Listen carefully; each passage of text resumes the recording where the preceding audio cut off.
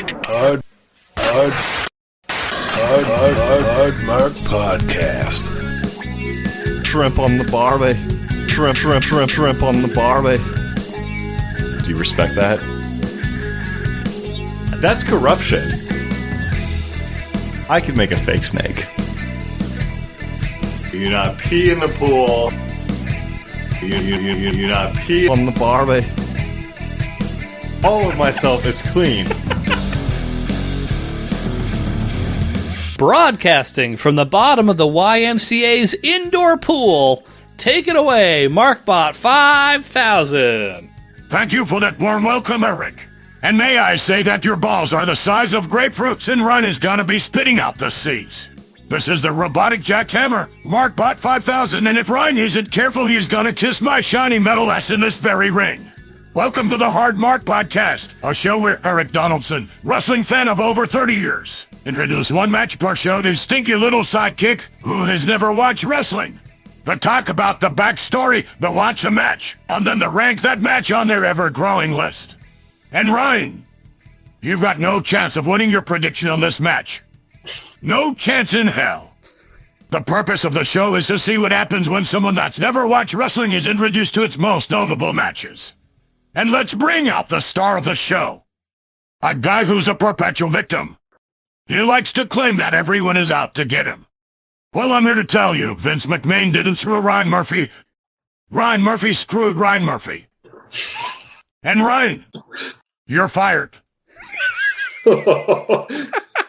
Did you write this like on your way back from Hawaii, like today, or like What? No, I mean, it just seemed very brutal. Like it was like quickly, let me make it be slided towards your co-host. I don't know. I'm a little upset. Did I do something?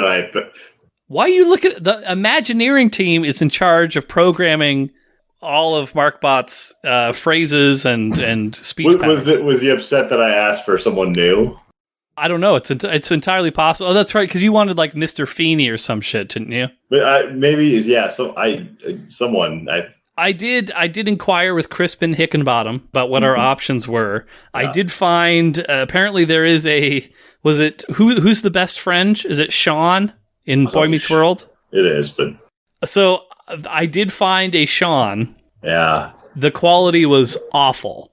That's not a good one though. Like you have to go like either like Mr. Feeney or maybe like Alan Matthews, like a great dad figure. Like. Unfortunately, yeah, I looked for both of those and they just flat out didn't have either one. But okay, yeah, I'm glad you did go, Sean. You should just stick to MarkBot 5000. Like that's all you got. I will do that. I will make sure that we stick with that. But yeah, I mean, he fired you. Yeah, I was fired too. Was I demoted from executive vice president of Soul Skating from senior executive vice president? Or was I? I don't think you'd been promoted up that high yet. I hadn't been senior. Okay, I wasn't sure if I got docked. Also, we switched sports from soul skating to soul skiing, and so did you switch that? I did. Yeah, I didn't notice. Well, soul skiing. Yeah, that sounds like a very like Sky thing to do, not an urchin thing to do. Well, I mean, we're just going by Tinderbox. I'm an urchin. All right, I put that on I'm an urchin. Like, you're a chameleon, is what you are. You're a social chameleon. You have no backbone of your own. You'll just adapt to whatever form you think is going to be most. Yeah, that's also true. Unfortunately, that is also true. The soul skier. But for today's wrestling discussion that we're going to be having here, Ryan, let's just get right into it. So one of the stories for our 70th match, by the way, this is match 70 that we have ever watched on the program. Pretty monumental stuff. But one of the stories that we've been following over the past several months has been the chronicling of the war between WCW and the NWO, the New World Order. So we've seen cage matches. We've seen 3-team battle royals featuring Dennis Rodman. We've even seen matches where pinfalls count anywhere in the building, but it has all been leading to this. So, as we saw, all the way back in episode 44, Hulk Hogan revealed himself as the leader of the NWO in July of 1996. And this shocking event led to a boom period in wrestling. The Hulkster, now rechristened to Hollywood Hogan, began to bolster the ranks of the NWO over the next year with weekly intrigue surrounding who the next man to defect from WCW was going to be. Now, over this time, the membership of the NWO swelled to being around 15 members, which, with the focus of that group being simple, protect Hollywood Hogan and his championship. I'm going to take a swig of beer here. Halloween beer, by the way. Is it? Happy Halloween, everybody. Hit them with your best Dracula. Oh, I don't do that. You don't do a Bela Lugosi Dracula? Is that like a Rob Zombie? Like, no. You know? I mean, if I did it, would you replicate it? Would you mimic it? No, I don't do that on this podcast. I want to suck your blood. Yeah, no, I can't. There's a lot of things I've done to embarrass myself on this podcast. That's not going to be like one of them. Maybe next tequila. Leave with my head held high. Tequila party next time. So anyway, we've got the NWO. They're protecting Hulk Hogan and his championship. Fast forward to December of 1997, and the NWO was largely successful in their mission, with Hogan having held the title continuously for well over a year, save for a brief 5-day blip. There seemed to be nobody capable of simultaneously defeating Hogan while also managing to fend off the numbers game of the NWO. In fact, the NWO at times seemed to not even care about winning matches, as the only way that a champion could lose their title was to be defeated by pinfall or by submission. And so the NWO was content to show up in full view of the referee, take their opponents out with the full strength of their group, knowing that while Hogan may lose the match, the championship would stay in his hands. But one of the key figures in all this, in the eyes of fans, the only hope of WCW defeating Hogan and the NWO was the cornerstone of WCW, Sting. Now, the Stinger had long since done away with his colorful outfits and his bleached blonde hair, and he took to the rafters of the various arenas that WCW would tour between. Clad in black, silent, watching the war between WCW and the NWO from afar. Now, back in episode 48, we saw the catalyst for this change in Sting, as the rest of his team had fallen for an NWO trick, and they had thought that Sting had turned his back on WCW. After a decade with the company, and after being the only man to have never left for the seemingly greener pastures of the WWF, Sting had worked too hard to be doubted by the other members of the WCW locker room, and he declared himself a free agent, claiming that he was no longer affiliated with WCW or the NWO, but he would be watching and he would be waiting. The only thing for sure about Sting was that nothing was for sure. And when he spoke these words in September of 1996, this would be the last time that fans would hear Sting speak. He didn't talk. He didn't wrestle. He would show up every now and then, fuck dudes up, and leave. And this was the formula for Sting's most popular phase of his career. And probably my favorite example of this formula, and something that, Ryan, you've likely seen TikTok memes featuring footage from this, happened in October of 1997 on Monday Nitro in a situation where favorite of the show, Rowdy Roddy Piper, and Diamond Dallas Page were on the bad end of an NWO beatdown. So let's see how that all developed. Here comes the NWO! The ring is filling up! So again, I counted the number of members of the NWO. They were at 15 guys. I don't know that all 15 show up for this, but... And this is horrible. Now, I said it earlier. I'm going to say it again. We need help. We don't need it after they leave either. We need help right now. The NWO completely... Now look at Hogan over there in the right hand. Here. Hold on. Sting... Here. Wait a minute. Oh, If that's Sting, who's that? Whoever that was not Sting because it's a another Sting. Then There's Sting. There's another Sting coming from the There's another entranceway. Sting. Wasn't that the Sting that was coming down? No, there's Just Stings are coming from everywhere. Will the real Sting please stand up? Come out. That was a nice touch. Literally. Here's another one. It's a Sting fest. I mean, they're everywhere. Stings are us. It's a Sting army. Jesus, what is? It's an army being held off. And there's. I mean, there's got to be like, what, 8 or 9 stings so far? Doesn't make sense. We've lost count. Here comes someone else through the entranceway, and he is leveled by the NWO. Whatever.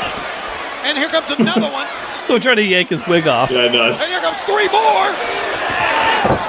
Oh, that must be the real Sting. I believe we have found the real Sting.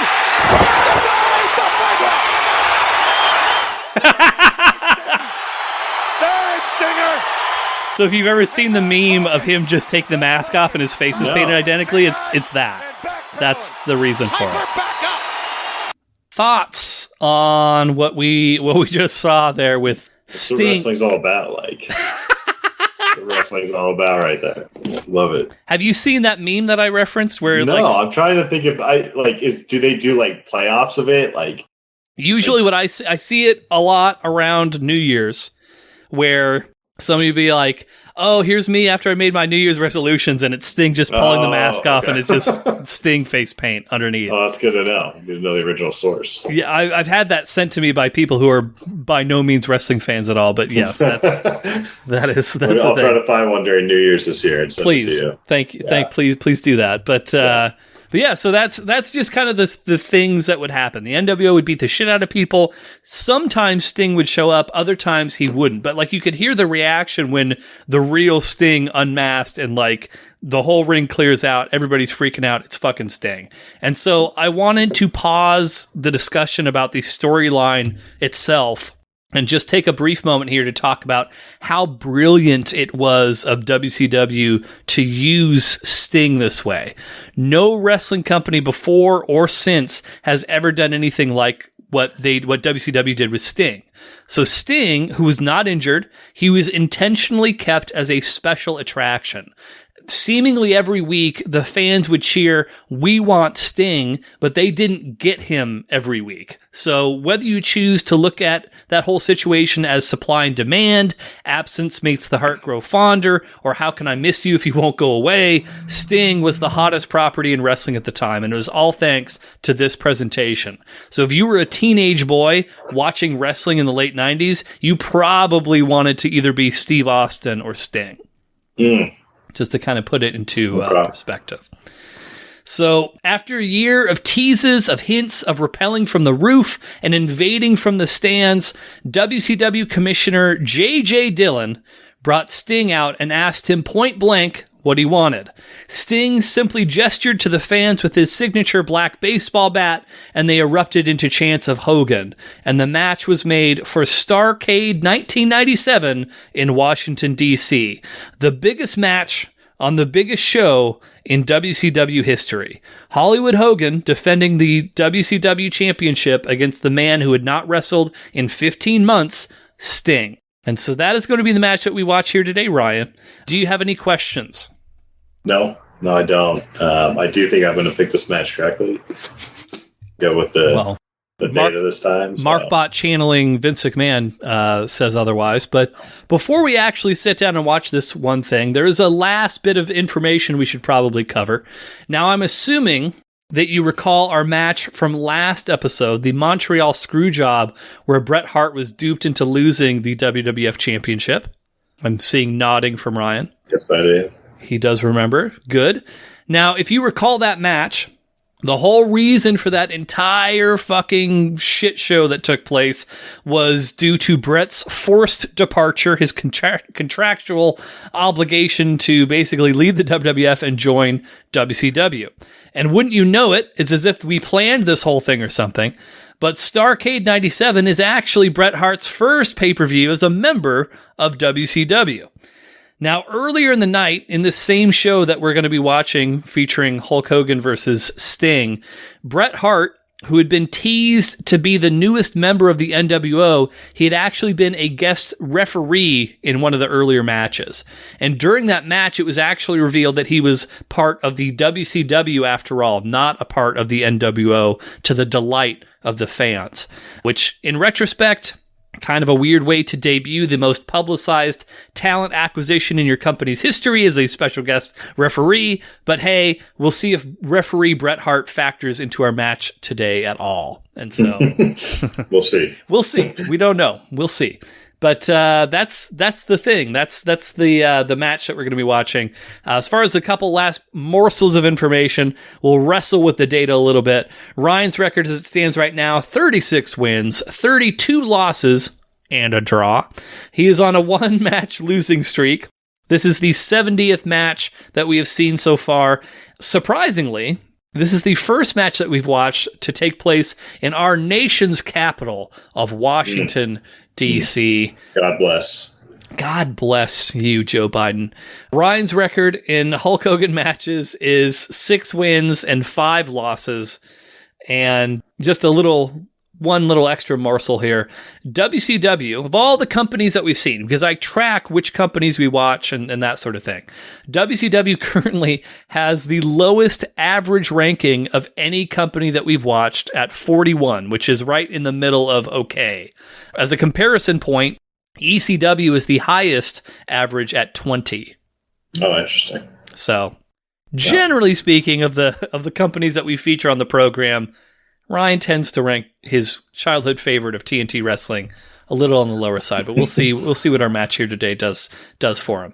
Anything on your mind? Anything we should clarify on before we watch this thing? Oh, I'm ready to check it out. All right. No barbed wire, no contractual disputes, just a good old-fashioned one-on-one wrestling match. A little change of pace. Contractual disputes. Yeah, exactly. No worries about breach of contract or anything like that. All right. So we're going to take a brief break. We'll come back with our thoughts on Starrcade 97, Hollywood Hulk Hogan versus Sting. Thanks, everybody. Hogan shoves and a slap to the face. The bell, we are off and running. Ladies and gentlemen, we are so glad you could be with us for this moment. Hogan gets the first big shot in and Sting gets knocked down to one knee. But he bounces back up, does Sting. Come on, hero! Come on, hero! That word, hero, has to be a sticking point with Hollywood Hogan. Remember, for so many years, Hogan was a hero to many wrestling fans, many of these fans around the world. Sting needs to bring that belt home to WCW.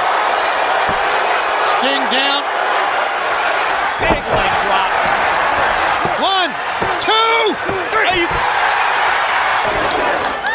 Bret Hart has come out and taken. Bret Hart is there. Bret Hart's at ringside. I said it would never happen again, and it's not going to happen again. I'll tell you what. Nick Patrick made the 3 count, and Bret Hart certainly doesn't seem to agree. No, he doesn't. Well, Bret Hart is here tonight as a referee. Is that right? Is that correct? He's an Is he a official. referee? Signed as an official? Yes, right here. You got it. He's signaling for a restart. Ring the bell. The bell is ringing again.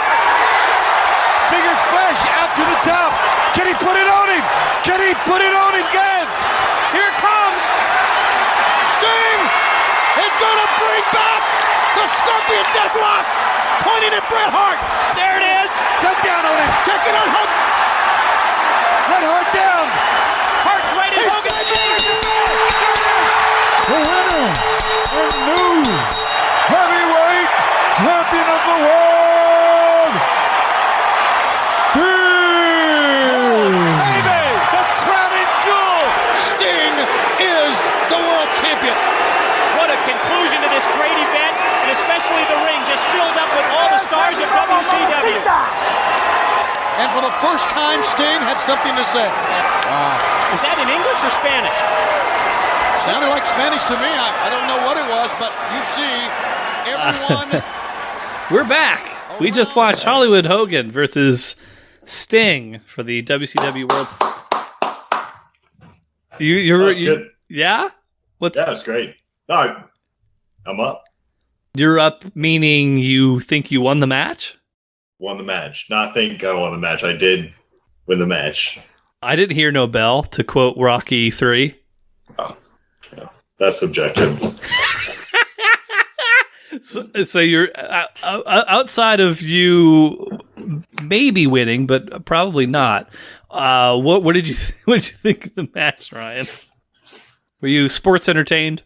I just happy I won, I think is the best way to describe it. Like, that was that's about it. That's what I thought. So the main thing that you liked was that you won, and so presumably, if I was to tell you that you didn't win, then that would probably sour your opinion on this match. Is there anything? It would sour my opinion. I'd be very sour. And I accept that loss, and I would appeal it. With the Hard Mark Board of Directors, I'll give that some consideration. But let's go into the notes here, sir. So the intro video at the beginning of the show, kind of action movie. We got Sting in the rain. He's flipping his hair back just like you used to back in high school in your glory days. I noted it was kind of like Highlander, which I dug. Yeah, I mean, I've seen more impressive intros. Sure, I mean it wasn't an ECW intro, but it kind of set the mood. Was it supposed to only have Sting? Or was Hulk's part of the video? You just want equal representation, is what you're saying. Exactly. Like, I mean, I know how you've always been so hard up for more Hulk representation on the show, so it's not surprising that you're coming at me with this take. But when we skip ahead to the match, we've got Michael Buffer in the ring. I asked you this question, but my audio apparently was cutting out. Do you have a preference between Michael and Bruce Buffer? No, Bruce Buffer is... he's the UFC announcer guy. I don't want to side take too long. Is he still doing it? Yes. So that might have been, I went into the grocery store the other day, and there's like a line by the liquor store, and I was like, what's going on? Like, this is weird. And they had like ring girls out there, and they're like, it's the UFC like guy who calls the match or whatever. I don't know. Like that. But Bruce Buffer, is that who I mean, he's the ring announcer. He's not the play-by-play, but he's the guy. No, it was the ring announcer. It wasn't play-by-play guy. They were like, so you buy a bottle of whiskey and he'll sign it, and people were lining the fuck up for this. Like, right. And I was like, what's going on? And then he got there and he's walking in with like his entourage, like, and I'm like, I just like walked by, like, I don't know who the fuck this is. Like, I don't know. But he was at the local Smith's out here. Oh, well, that's so Michael Buffer. Not that this is new information to anybody, but he is of course famous for his stint in the '90s. A lot of boxing events, WCW wrestling, the celebrity death match of the "Let's Get Ready to Rumble." That guy, and then Bruce, his little, I believe, is his younger brother. He's the UFC guy. His main catchphrase is "It's time."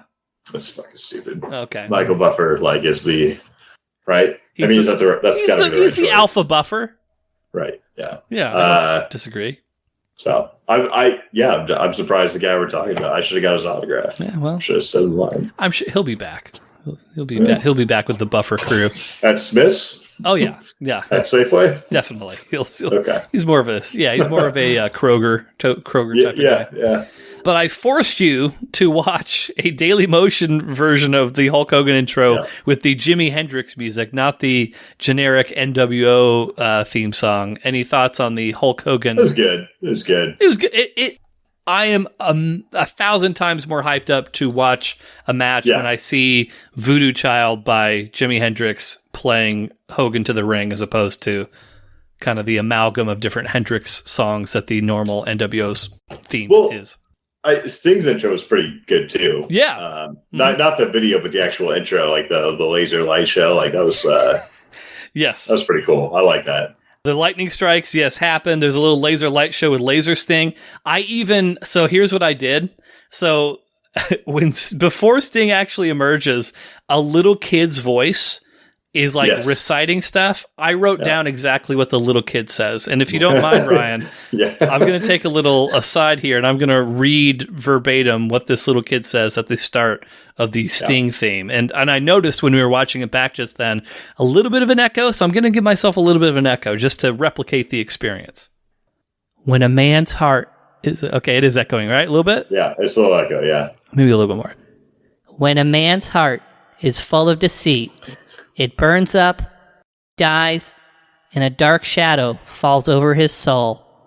From the ashes of a once great man has risen a curse, a wrong that must be righted.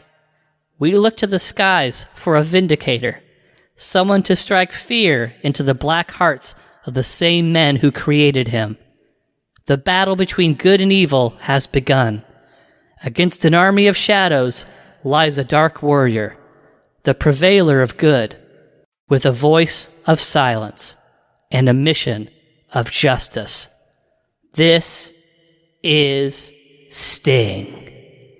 Like an old MySpace post from like an old like millennial keyboard like warrior type of guy. Like Yeah, a little bit. Yeah. Thank you for ruining that for me, but yes, it does. It does sound like someone's fucking live journal entry.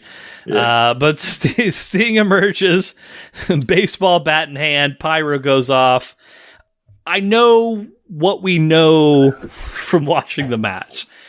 Based solely off the intros, what were you expecting? Were you expecting it to be good? Were you, like what? No, I mean, not really.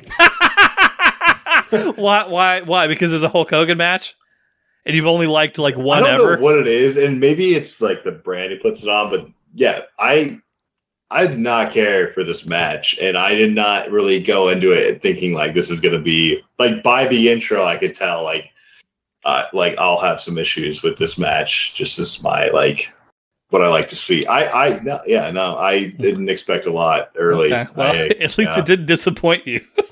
No, it didn't. So here's what I'll say for the match. When Sting and Hulk are facing off at the start, the fans are fucking into it. People like this match had a ton of buzz about it. People were super invested in watching this match between. Yes, absolutely. If you watch maybe the fans on TV, but the fans in there, were they really like that crazy? Were they that nuts? I've seen much better fans. Go to Missouri, like Washington D.C. has weak ass fucking fans. Like you're talking shit now, but the fans were super into it at the start. The fans were super into it at the start of this match. The bell rings. Hogan shoves Sting. Sting slaps Hulk in response, and people are still fucking into it.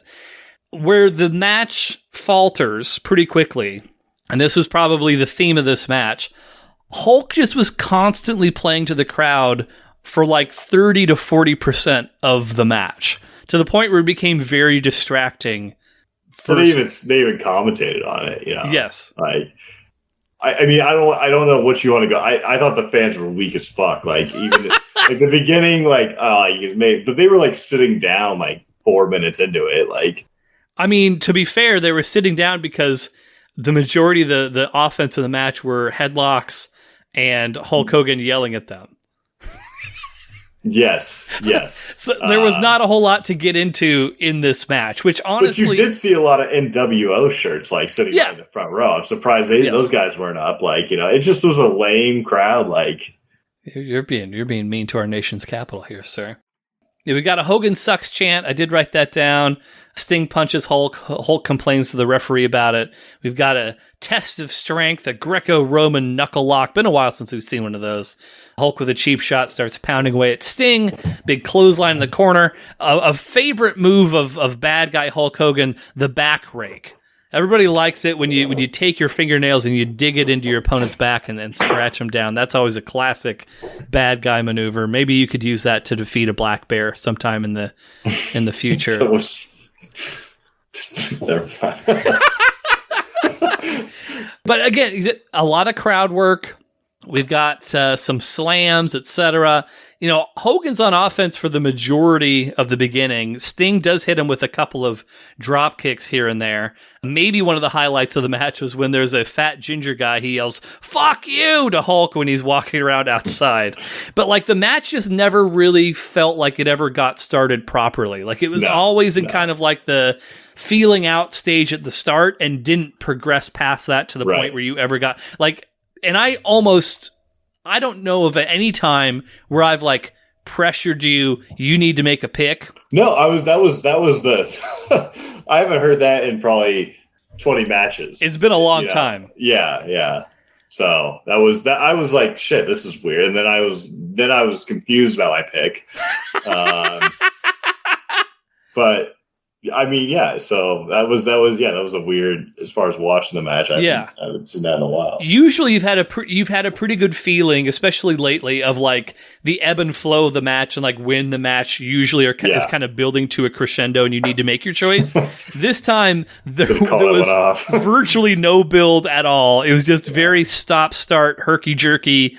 We're going to do a move. I'm going to play to the crowd. I'm going to walk around outside for a while. I'll get back in. We'll do a move. I'll play to the crowd, whatever. Never got started. Eventually, I was basically like, okay, Ryan, you really need to make your pick, even though it seems very sudden and awkward at this moment. But yes, Ryan picked Hulk.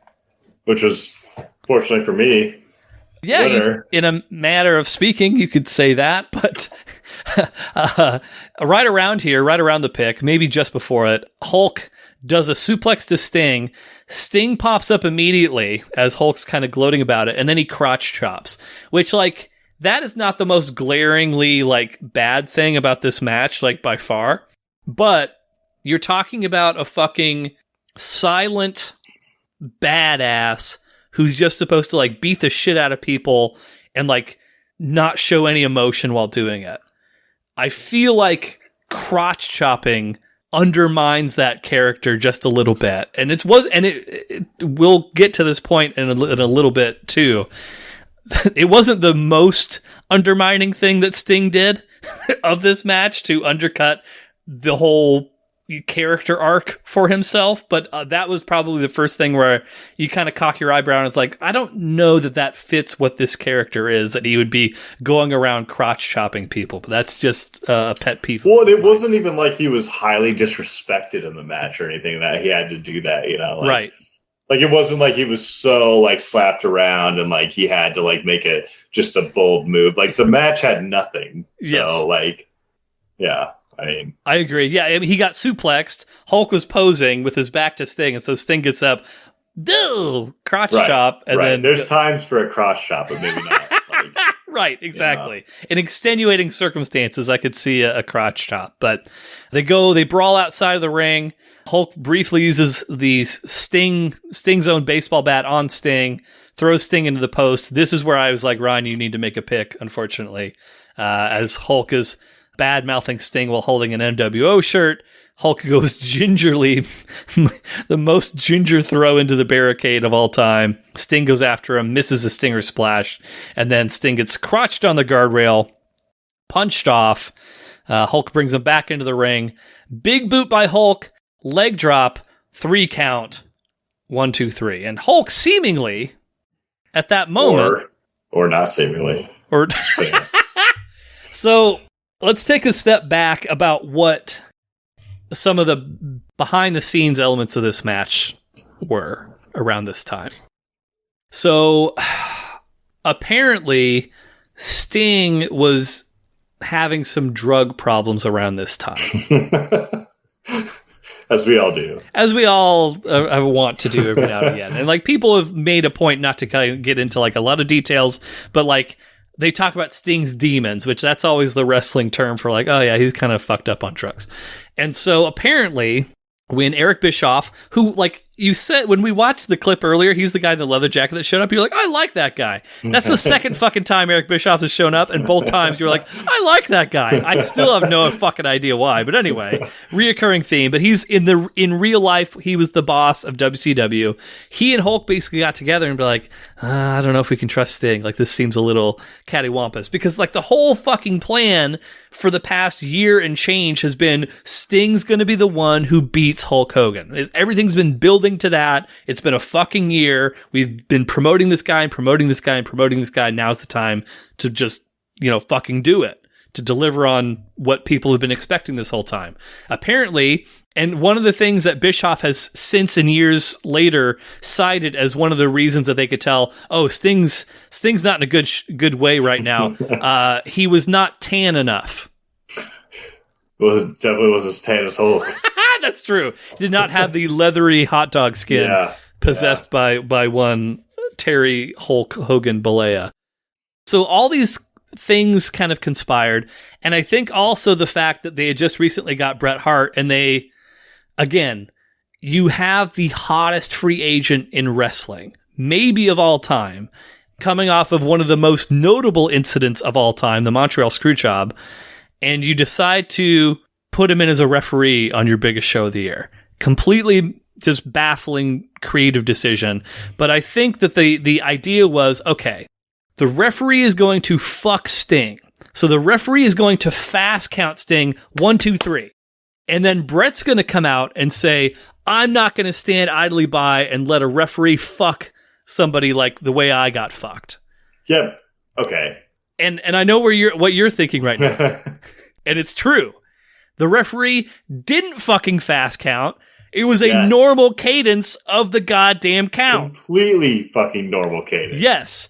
And if you rewatch the match, I'm not going to force you to do that. If you rewatch the match, you can see Hulk at the very start after he rips his shirt off. He's talking to the referee, but he's not talking to the referee like in a big pro wrestling way where like everybody in the crowd is like, oh, I wonder what's going on there. He was more just like kind of conversational with the ref. There's a lot of rumors that Hulk was basically like, hey, that fast count, don't fucking fast count. And so then when the planned finish is happening of Bret coming out like, I'm not going to stand idly by and let this happen again, the fans were just fucking confused because like there wasn't a goddamn fast count. There was no reason for Bret to be out there, but he was already ringside. Go ahead. So, but this is my question about that. Like, yes. The commentators were saying like, oh, like he has referee credentials because he had refereed a match earlier in the night. Exactly. So, okay, so if you referee a match at some point in a given event, you're now you're an official referee. You can just pop in there and fucking apparently, yes. That's the technical definition of a ref. Okay, I respect that. Yeah. I'm just saying like. I don't respect that, but I also, sure. I respect that, but I don't. And it doesn't count. Like. When somebody inevitably goes through the history of this podcast and creates all the things that Ryan's respects and Ryan's doesn't respect, I'm going to laugh when I see that in both columns are the finish of Starrcade 1997. But, so Sting was supposed to be fast counted. He didn't really, but Bret Hart was acting as if he was. And so if you see, like, there's the guy, the bell guy, bell keeper, bell ringer, he's going to ring it, and, like, Bret grabs his wrist. He's like, I'm not going to, and, like, the microphone that Bret had didn't work for the first, like, little bit. So people were even more confused about, like, what the fuck is he saying right now? Basically, you're not, like, I'm not going to stand as this happens again. The referee's like, what are you doing? And Bret's like, fuck you, and punches him. The sell by Nick Patrick, a.k.a. Kenny Powers, the referee, hilarious. If you rewatch it back, when he gets punched, he literally goes, oh! Both arms flail up, kicks his legs out. It's the funniest sell of a punch I've ever seen. Erik, that wouldn't be the first time that happened in this match. I saw that happen with Hulk Hogan very early when he flew off the mat. That was a drop kick, sir. He fucking, and then not only did he flay off the mat, but then he like flailed off the ring completely. He did 2 flails in one punch. I mean, come on, like 2 flails. It was 1 punch. That's what I knew, that the match is going to be fucking ugly as far as where it's going to be ranked. I can't fault you for any of that. But yeah, as this Bret Hart stuff is happening, like, it's weird that he was already ringside, like, at the finish of the match. Like, why would he have been there to, like, at that point anyway? The crowd, if you rewatch it, it's not silence, but people are murmuring. It's like, what the fuck is happening right now? And so Bret Hart, if you listen to him on the microphone, it's not going to happen again. He punches out Nick Patrick. Bret grabs Hulk Hogan, who's attempting to leave, throws him back in. Sting, he stingers up, hits a big couple of stinger splashes. A couple of NWO guys briefly go in, and then Sting just punches them in the face, and then they're dead for the rest of the time. Another second stinger splash. Sting with the Scorpion Deathlock rolls Hulk over. Hulk gives up. Sting wins after all of that. Bret presents Sting with the belt, and WCW celebrates Sting's victory. I think a better definition for a ref, if you're gonna call a match, you should have to and if I was producing this match, yes, you should have had to rip the shirt off the original ref and put a new ref shirt on, and that's how you define a ref. If you're not wearing the stripes. Right, you're not wearing stripes. You don't get to call shit. You don't get to call shit, and that I'm going to stand by that in my appeal to this fucking match. So in my appeal, just go to the highest level of appeals that I can take it. Grant will very much enjoy hearing your. Bring it to Grant. If Grant calls my loss, I will accept that. All right, deal. I will shoot a message to Grant. We'll see what Grant says about this. So seemingly the entire WCW locker room empties. You've got fucking 30 guys in the ring. They're all hoisting Sting up on their shoulders. Big celebration, despite how fucking confusing the whole thing was. And the thing, and I forced you to stick around and watch this and wait for it. I mentioned the crotch chop earlier, how it kind of didn't really fit with the Sting character.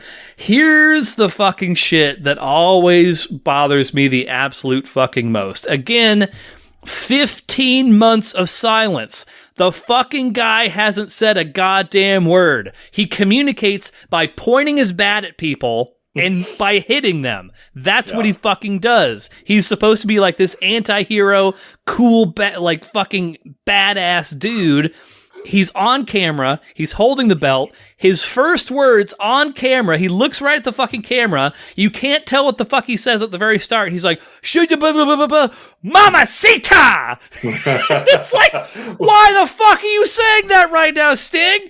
So this is the same match that the guys at Watching It covered for their parody of our show.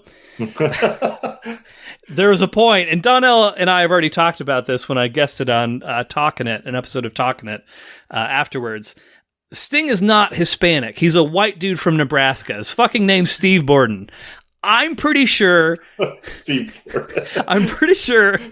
drugged out fucking Sting was just watching The Mask the previous night, and it was like, oh, you know what I should say after I win the fucking belt? Fucking Mamacita! And it was so blatant that the commentators even had to fucking acknowledge it. Yes. Tony Schiavone is laughing. He's like, and for the first time, Sting had something to say. And Mike today, was that in English or Spanish? And that's how the fucking show goes off the air, is fucking Sting saying Mamacita for no fucking reason. Yeah. See, now that because you were you have to watch this, and I was like, all right, I kind of caught it, and I heard the oh, is that Spanish or English? But now that you put it together, it does sound kind of you saw the fucking cool guy intro where he's stepping on the picture of Hulk. He grabs the bat. He's fucking for fucking a year and a half, WCW did everything fucking right. The hard part of this match was not having Sting wrestle and just having Sting do cool shit. That no other company has ever fucking done anything like that ever, and it was fucking rad. The easy part of this goddamn whole storyline was just, you go in there, Sting beats the fuck out of Hulk Hogan, he hits him with the bat, he repels from the fucking roof of the arena, and then the fucking crowd goes home happy. That's all you have to do. That's the only thing that you have to fucking do for this goddamn match. And what do? You give people fucking headlocks? Sting fucking crotch chops and says quotes from the goddamn Mask? There was the most confusing ending of all time that didn't make sense to anybody in that fucking arena. Nobody knew why the match was getting restarted. Bret Hart couldn't be heard on the microphone. And then they fucked the whole thing up. I think that's the most upset I've seen you in 70 episodes. They fucked the whole fucking thing up, Ryan. Yeah, good. I'm glad you got off your chest. It was on a silver platter. It should have been so easy. It should have been so easy. Fucking WCW. God damn it. I thought when you said that this was a minor thing, I didn't realize how, I feel bad for being upset about how upset I am for how upset you are now. I feel my upsetness takes it's backstage stuff, like compared to how you've been steaming over this for a while. Like it seems like. And honestly, I didn't expect myself to get so worked up over it, but it's just like having to fucking watch it, and it's like, God damn it, how do you fuck this up? Everybody wanted to see this fucking match. Everybody. It was like the most anticipated match of 1997, and you fucked it. Like, and I'm not saying that this was like the downfall of WCW. It's not like this is what caused them to eventually go out of business, however long, 3.5 years. Although you do bring it up right after your rant. Yes. But it's shit like this, when you don't fucking deliver on what everyone's expecting, that's why you lose the audience. When people are tuning in expecting Sting to be the big conquering hero, and you give them fucking that's what turns people away. And so while I'm not saying that this was like the beginning of the end, this was definitely one of the chinks on the armor that it's like, okay, well, they're not delivering on what they're promising like fucking ever. And so anyone who was like on the fence about like, do I watch WWF? Do I watch WCW? I don't know. Like, if you see this and like this was the whole reason you're buying this show for like however much it was, $30, $40, whatever, you can't help but fucking leave this with a goddamn sour taste in your mouth and just like, well, that fucking sucked. How could you not have that opinion unless you were a little kid who just only wanted to see Sting hold the belt and say Mamacita? If that's what you fucking tuned in for, great, you fucking got it. If you were tuning in for anything that made any fucking sense, fucking good luck. Go somewhere else. That's why I'm a great wrestling fan. The best of all time. The best of all time. Okay, I'm done ranting. That's it. Thank you, everybody. I appreciate you humoring me for that. Let's do the science. Where does this fucking thing go, Ryan? Yeah, this is going to be ugly. We have not had a match in bad or lower in quite a while. I don't know that this is where this is going to go, but it's been a bit. I didn't enjoy the match. I like to be entertained when I watch wrestling, Eric. I hop on here. After work, I'm tired, man, and I want a great wrestling match, to like re-energize me. And this wasn't it. It sapped your strength even more somehow. I mean, this deserves to go. I mean, it's the color is setting me off right here. It deserves to go in the gray, like the darkness, darkness area. But I don't know if that's. So are you leaning between awful and fucking trash right now? Is that what's happening? I don't think it would go fucking trash. Okay. Okay. All right. I mean, that's reserved for like matches that are. Although, I mean, I don't see with how I felt about the match, and then with your rant, which was completely fair, how it could go like that high. Like I don't either. It was a bad match that was poorly executed and very confusing. Put this in a nice spot. Put this in a spot here. So you're saying this is better than Gene Dubois versus Terrible Ted the Wrestling Bear? Is that what I'm getting? God, there's. Where are you thinking? Maybe I can. He is deep in this like bad territory. Hulk. Maybe I should drop. Yeah, he's even in the awful territory. Yeah, no, you're gonna be splitting some Hulks some here. God, yeah. Some Hulks shall be maybe I should put him the new 61 right in between himself. Right in between. Are you thinking? Oh man. Okay, let's see. Okay. So does he go I don't often do this. Yeah. Okay. Hollywood Hogan versus Sting is not better than Hulk Hogan versus Ultimate Warrior. Objectively, it's just fucking not. Are you giving me a retake at this, or? I'm just providing you with my expert insight here. I think Eric. I think that's no. You may be right, but it has to be 62 or lower. Is my opinion. 62 or lower. It has to be. Fuck it, Eric. Let's put him right below him. So let's make him the And if there's a match you're thinking about like right around it, let me know, because each of these very distinctive. I can tell you anything you want to know about any of these matches. No, I mean, I just like I wanted to put him. I felt like putting him in between awful and bad Hulk Hogan matches was a pretty good spot. But I respect your opinion. 62 is also a Hulk Hogan match, by the way. Hulk Hogan comprised half of the Mega Powers. Oh shit! That was the match. Put in the new 62. Yeah. Okay, and just so you're aware, just because I want to make sure you're clear on this, the Mega Powers versus the Alliance to end Hulkamania was the triple tier cage where it just fucking went on and on and on forever and was so boring. It was Macho Man and Hulk versus like fucking literally 8 men. Do you think if other people, like, I guess, like, would there be this many low Hulk Hogan matches? Like, I haven't like scoured this spreadsheet for a while, but they're all down here. Like, there's one. It's not intentional. I would love a great Hulk Hogan match. Okay, I'm not like purposely putting. It's just they all end up here. Like, we currently have a Hulk Hogan match ranked number 19 between Hulk Hogan and Ric Flair. So they're not technically all there, but I understand what you're saying. Well, okay, but vast majority. Hulk Hogan. If you didn't grow up with him, if it wasn't something that you were just indoctrinated into as a child, Hulk Hogan is not regarded as like, oh my god, such a fucking good wrestler. He was a great character. He was great at getting like people to react to what he was doing. But I don't think from like an athletic standpoint or anything like that Hulk Hogan is regarded as like one of the greatest in-ring. So I'm actually being pretty fucking fair here and being like an objective, like honest third-party opinion about wrestling. Yeah, I mean, I'm not going to say that everything on this list is exactly where I think it should be, but I don't think that what you've done with most of these Hulk matches is unfair. Good. I feel better. Yeah, let's put him 62. Fuck it. Awful. Fuck it. Awful. Okay. All right. Well, there you have it. That's our first awful in quite a while. Man, what was the most recent awful?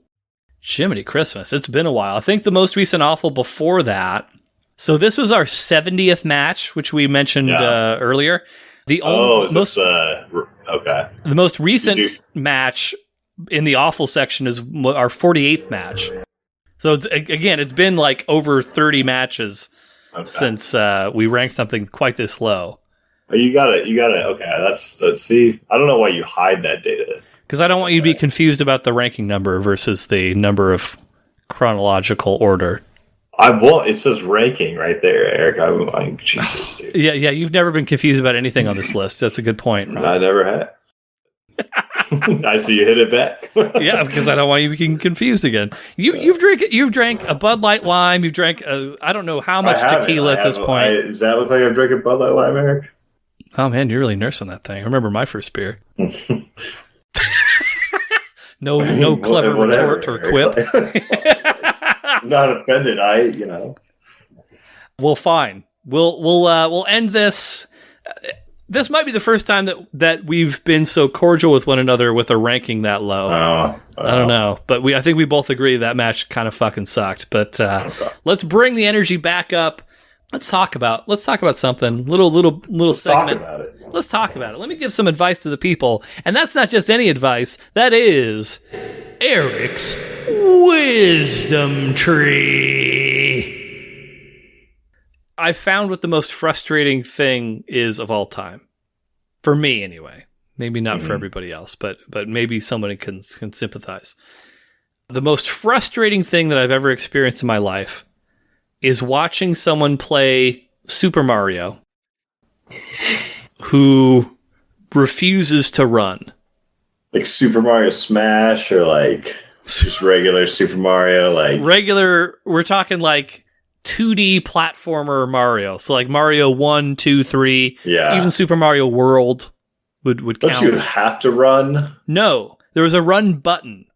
So there's a jump button and there's also a run button. So which Mario would you say you're most of the ones that we mentioned that you sunk the most time into in your youth? I mean, Super Nintendo, like Mario I played, but I never had a Super Nintendo, so that was, but yeah. But Super Mario World, you played a little bit of. Yeah. With Yoshi and stuff like that? Exactly, yeah. Okay. So in Super Mario World, there's the jump button, of course, because that's what Mario mainly does. There's also like for lack of a better term, an action button. The action button, if you're wearing the little cape, it'll spin. If you have the fire flower to shoot the fire flowers, also if you hold down this action button, you will run. And so if you have the cape on, Mario will eventually do the thing where he kind of puts his arms out and you can fly doing that. But if you don't hold that button down, Mario just walks at a leisurely fucking brisk pace like he's doing a walk around Green Lake in the morning. That's what I would do. I don't think my wife is home right now. Hopefully I'm not yelling too loud.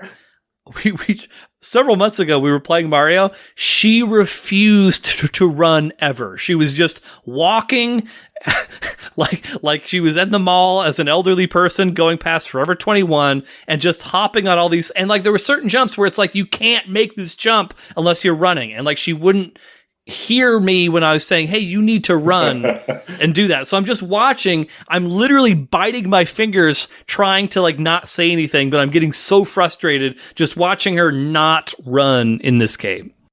So I don't play video games with you and Tony Tate. Now, with all that said, about my wife and I playing Mario, she's still much better at video games than you are. Yeah, I bet she is. Like you are the single. Like me and her could play 2-player casually, walking all over the place. Like. Right, you guys could just do. You could play Mario Paint or something like that, something very casual and light. But yeah, you are probably the single worst video game player I've ever seen. Of someone like our approximate age. Yeah, I'm not great, especially like I didn't have a super. I had to go to my friend's house and like play, and I kind of hopped off for a little bit and then got off. I never had like, I'm not great, but like. Didn't you get a system when you broke your leg or when you got hit by that car? In 64, I was playing 1080 full time. Was that your top game for N64? Was 1080? So it was either 007, GoldenEye, or it was a Mario game. Mario 64.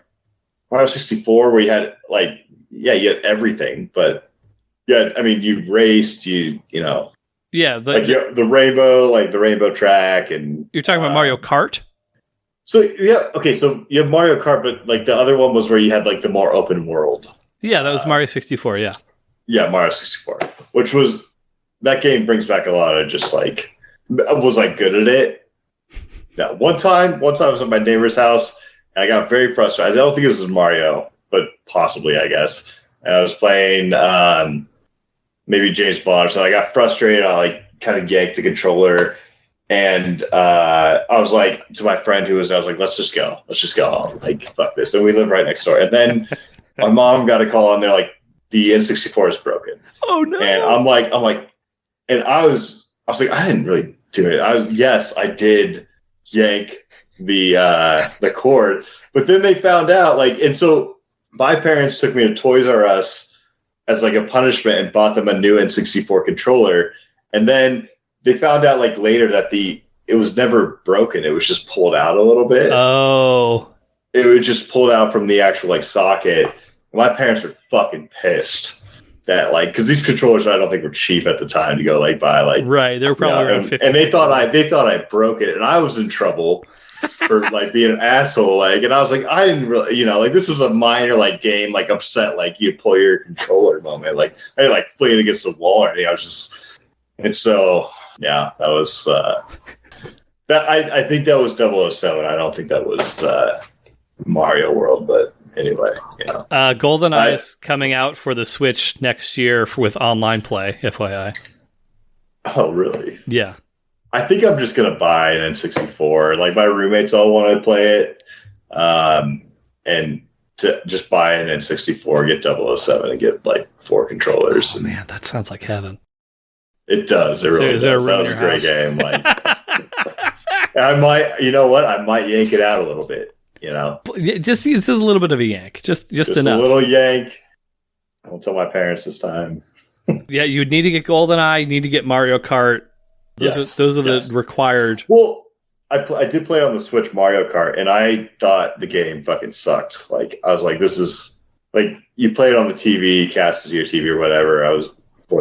I thought the game was super lame. It didn't have the same feel that how holding that N64 controller it did back in the day. I don't disagree. There's not. It doesn't hold that same. It's still a fun game, but it's not quite the same for me as the N64 version. I agree.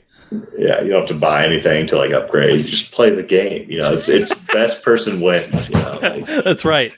A game of skill, a true game of skill. Yeah. All right. Well, we will be back post Halloween. I hope you have a spooktacular time this Halloween.